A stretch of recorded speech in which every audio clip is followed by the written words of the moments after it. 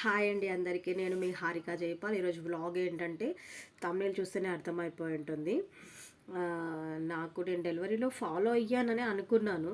But తర్వాత ఇప్పుడు పోల్చుకుంటే తెలుస్తుంది అంత ఎగ్జాక్ట్గా ఫాలో అవ్వలేదని రూల్స్.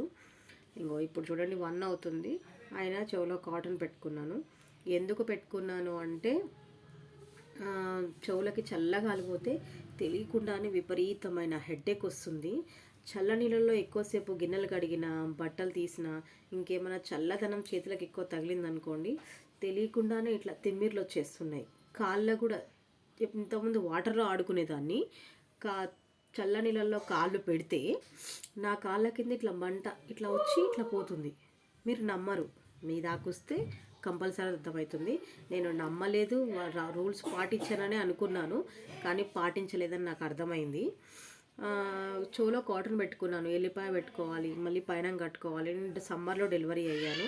సో డెలివరీ అప్పుడు అయినా సరే ఆ వేడికి తట్టుకోలేక నేను తీసేసాను. సమ్మరే కదా, ఏమవుతుంది, ఏం కాదులే అని లైట్ తీసుకున్నా. సో ఇప్పుడు చలికాలం వచ్చిందనుకోండి, నాకు తెలియకుండానే హెడేక్, చేతులకు తిమ్మిర్లు, మంటలు. నా ఏజ్ 30, చెప్తున్నాను కదా 30 ఏళ్ళకి నేను ముసల్దాన్ని అయిపోయినా. ఇంకా బతికుంటే నా పరిస్థితి ఏంటో తలుచుకుంటేనే భయం అవుతుంది.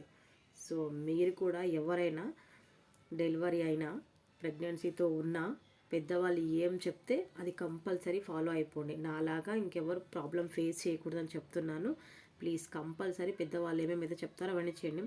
చెవులో నుంచి కుదిరితే 5 months వరకు కాటన్ తీయకండి. ఎవరు నవ్వినా సరే, వాళ్ళు నవ్వుతారో వీళ్ళు నవ్వుతారో అని చెప్పేసి మనం కాటన్ తీసేసి తర్వాత ప్రాబ్లమ్స్ మనమే కొని తెచ్చుకుంటాము.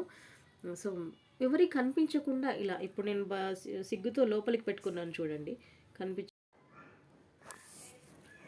పెట్టుకున్నాను కదా లోపలికి, అలాగే పెట్టుకోండి. ఇప్పుడు నేను డెలివరీ అయ్యి 3 years దాటింది, అదే 3.5 అనుకో. నా కొడుకు స్కూల్కి పోతున్నాడు, ఒక్కొడికి 1.5 year. అంటే 3 yearsలోనే ఎఫెక్ట్ చూపించింది. నేను ఎప్పుడే ముసల్దాన్ని అయితే ఏమైపోలే కదా, అఫ్కోర్స్ హాఫ్ ముసల్దాన్ని అనుకో, కానీ ఇంత ఎర్లీగా ఎఫెక్ట్ చూపిస్తుందని అనుకోలే నేను. చెప్పారు కాళ్ళకి సాక్స్లు వేసుకోమ్మా, చెప్పులు వేసుకోమ్మా, చెవులో ఎల్లిపాయ పెట్టుకోమ్మా, కాటన్ పెట్టుకోమ్మా, కట్టుకోమ్మా, వేనీళ్ళే తాగమ్మా, చల్లనీళ్ళు ముట్టుకోకమ్మా, ఎల్లిపాయ కారంతోనే తినమ్మా, వేడి వేడి తినకమ్మా, చల్లయి తినకమ్మా. ఎందుకంటే మన బాడీ పచ్చిగా ఉంటుంది కదా. 9 నెలలు ఒకలాగుండి, 9 నెలలకు ముందుకు ఒకలాగుండి, డెలివరీ అయిపోయిన తర్వాత అన్నీ మళ్ళీ నార్మల్ స్టేజ్కి రావాలంటే it takes more time. But అది మనం అర్థం చేసుకోకుండా మన కంఫర్ట్, ఆ టైంలో మనకి ఎలా కంఫర్ట్ ఉందో ఆ జోన్లోకి వెళ్ళిపోవడం వల్ల ఇప్పుడు తెలియకుండానే చల్లగా నా చెవులోకి వెళ్ళింది అనుకోండి, రాడ్ తీసుకొని తల మీద బాత్ ఎట్లుంటుందో అంత నొప్పి వస్తుంది. తట్టుకోలేకపోతున్నాను. అనుకునేదాన్ని పెద్ద ఓవర్ యాక్టింగ్ ఫెలోస్, హెడేక్ వస్తుందంటే ఓ వీళ్ళకే వస్తుందంత మరి ఓవర్ యాక్షన్ చేస్తారు అనుకునేదాన్ని. నా దాకా వస్తే కానీ తెలియలేదు సీరియస్లీ. సో నేను చెప్తున్నాను కదా, కంపల్సరీ డెలివరీ అయిన తర్వాత చెవులో, అది సమ్మర్ అయినా వింటర్ అయినా ఏ సీజన్ అయినా సరే, కంపల్సరీ కాటన్. మీరు ఎప్పుడు వెచ్చగా ఉండేటట్టు చూసుకోండి. ఇది ఒక్కటి మెయిన్ థింగ్. ఇది ఒక్కటి. మరి బాగా చల్లవి నీళ్ళు అసలే తాగొద్దు. నార్మల్ వాటర్ కూడా అవసరం లేదు. వేడి నీళ్ళు, గోరువెచ్చని నీళ్ళు, ఎప్పుడు తాగినా గోరువెచ్చని నీళ్ళే తాగండి.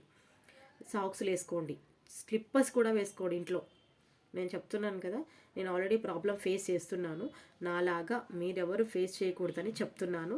సో ప్రెగ్నెన్సీతో ఉన్న వాళ్ళకి, ఇప్పుడు డెలివరీ అయిన వాళ్ళకి బాగా యూజ్ అయ్యింది. ఇంకా ఈ కాలంలో డెలివరీ అయిన వాళ్ళు ఆటోమేటిక్గా వెచ్చగానే ఉంటారు.